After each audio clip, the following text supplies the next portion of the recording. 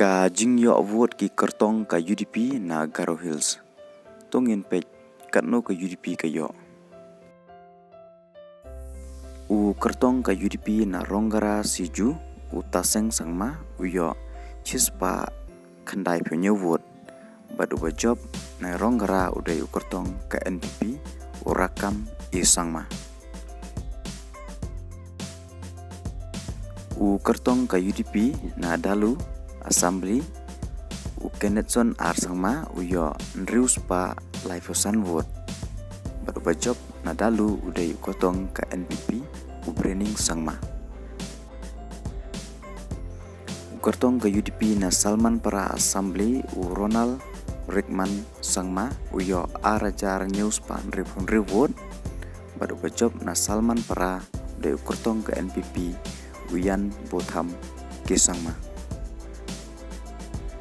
U kertong ke UDP na Rajabala Assembly u Ashahel di Shira u yo nriu jar praspa nyeu pewot bat u lem ha u kertong ka TMC u Miss Nur Rahman Kazi.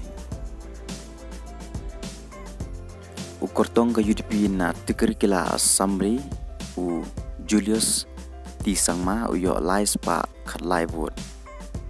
Badu ba job na tikri kala udah kortong ke NPP u Jamie sangma.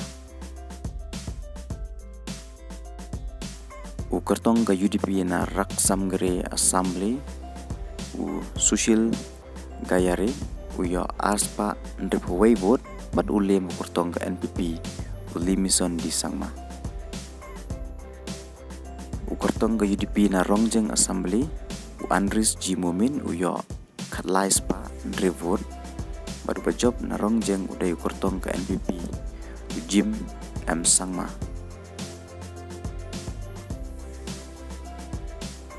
U kortong ke UDP na Bajeng Doba Assembly u Rakman CH Parat u yo saus pa khandai way vote.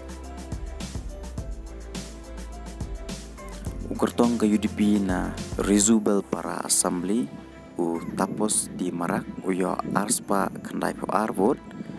Badu ba job na Rizubel para udai kertong ke NPP u Timothy di Shira.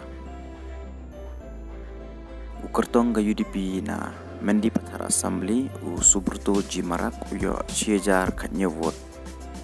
Badu ba job na Mendi Pathar udai kertong ke NPP u Marthon J Sangma. U kertong ke UDP na Kharkota Assembly u Ludelbert CH Mumin u yo sanspa arkosan vote.